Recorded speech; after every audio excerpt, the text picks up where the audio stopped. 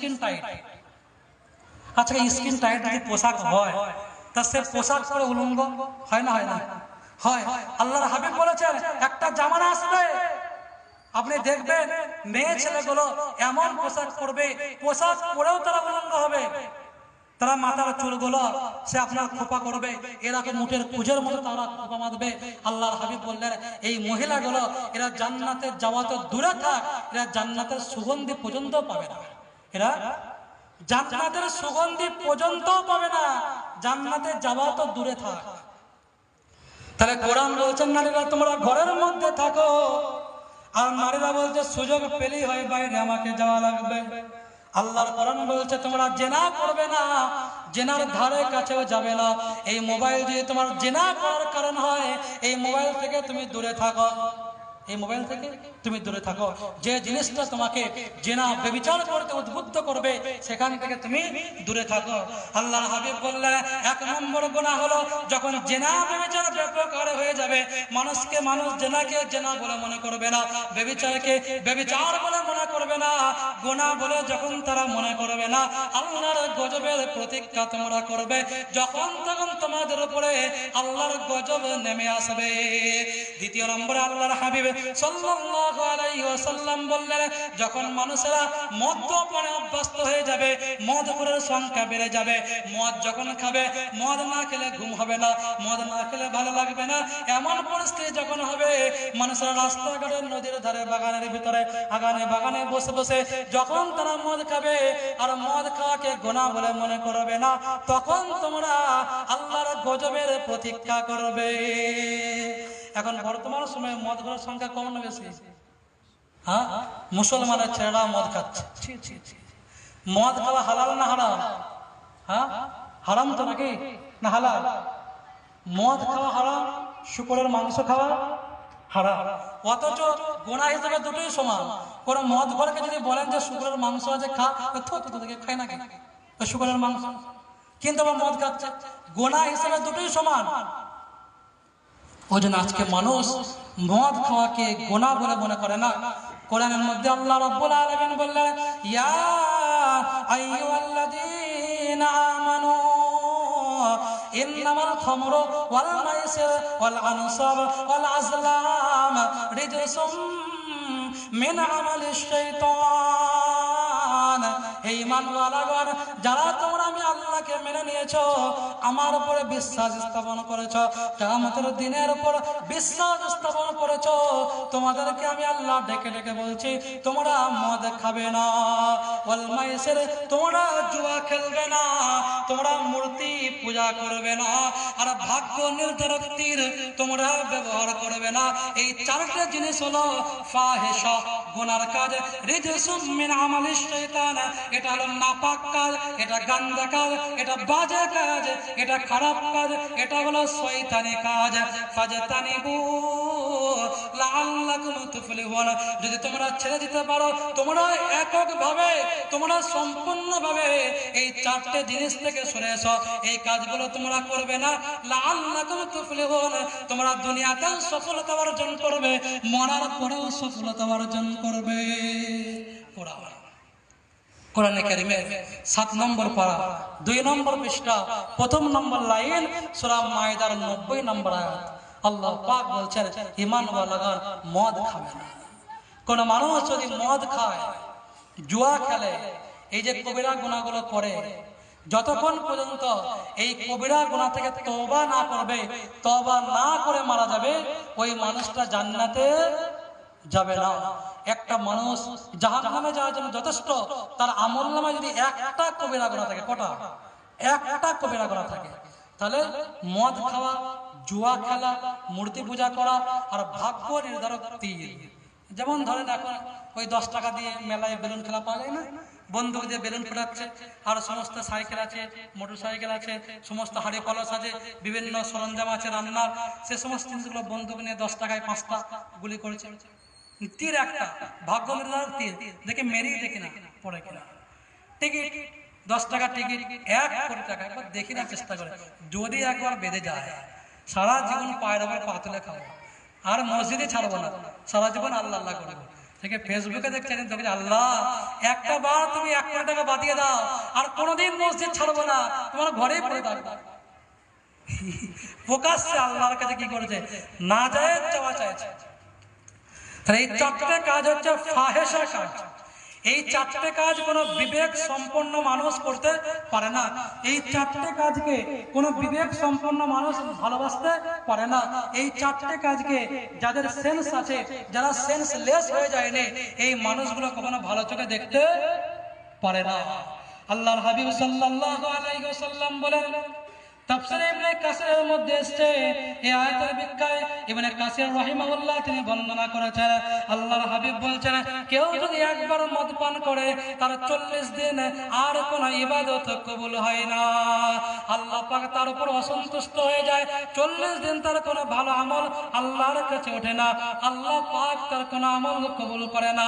Fine তাবা তাবাল্লাহু আলাইহি, ওই ব্যক্তি যদি তওবা করে আল্লাহ পাক তার তওবাকে কবুল করে না।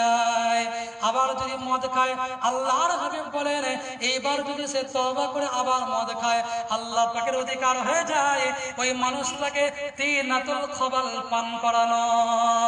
সাহাবী প্রশ্ন করেন, ইয়া রাসূলুল্লাহ, ইয়া হাবিবাল্লাহ, ওগো আল্লাহর নবী, আল্লাহর বন্ধু, ওগো নবী মুহাম্মদুর রাসূলুল্লাহ সাল্লাল্লাহু আলাইহি ওয়াসাল্লাম, তিনাতুল খবাল কি জিনিস গো নবী? আল্লাহর নবী বললেন, তিনাতুল খবাল হলো জাহান্নামীদের পুঁজ। কি পুঁজ? জাহান্নামীদের পুঁজ। যে ব্যক্তি মদ খাবে, মদ খাওয়ার পরে তওবা করবে, আবার মদ খাবে, ওই ব্যক্তিকে আল্লাহ পাক জাহান্নামের দুর্গন্ধময় পচা জাহান্নামীদের পুঁজ খাওয়াবে। একটা হাদিসের মধ্যে আমি বহুদিন আগে পড়েছিলাম যে কেউ যদি 1 ঢোক পরিমাণ মদ খায় আর যদি তওবা না করে ওই হালতে মারা যায়, যে পরিমাণ সে মদ খাবে আল্লাহ পাক অবশ্যই ওই পরিমাণ জাহান্নামীদের মানে আপনার দুনিয়ায় যে সমস্ত মেয়েরা পতিতা আছে, পতিতা বলতে আমরা সবাই জানি সভ্য ভাষা, পতিতা মেয়ে লোকদের হায়েজ নেফাসের যে দুর্গন্ধময় রক্তগুলো, ওই রক্ত, ওই স্রাব ওই মানুষটাকে খাওয়ানো হবে যে মদকে দুনিয়া থেকে বিদায় নিয়ে চলে যাবে কিন্তু তওবা করবে না। আল্লাহর হাবিব সাল্লাল্লাহু আলাইহি ওয়াসাল্লাম বলেন, কেউ যদি মদ খায়, একবার মদ খেলো, আল্লাহর কাছে তওবা করলো, আল্লাহ পাক তার তওবাকে কবুল করে নেবে। আবার যদি মদ খায় 40 দিন আর তার কোনো ইবাদত কবুল হবে না। যদি সেই ব্যক্তি তওবা করে, ফাইন তাবা তাবাল্লাহু আলাইহি, আল্লাহ পাক তার তওবাকে কবুল করে নেয়। আবার যদি মদ খায়, আবার যদি তওবা করে, আল্লাহ পাক তার তওবাকে আবার কবুল করে নেয়, আল্লাহ ক্ষমা করে দেয়।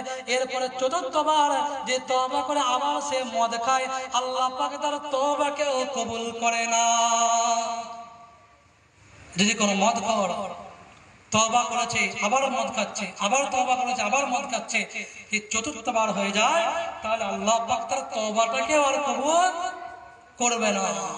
ওই জন্য মদ খাওয়া হচ্ছে বড় গুনাহ। মদ খাওয়া হালাল না হারাম? এক কথায় বলেন সবাই, হারাম না হালাল?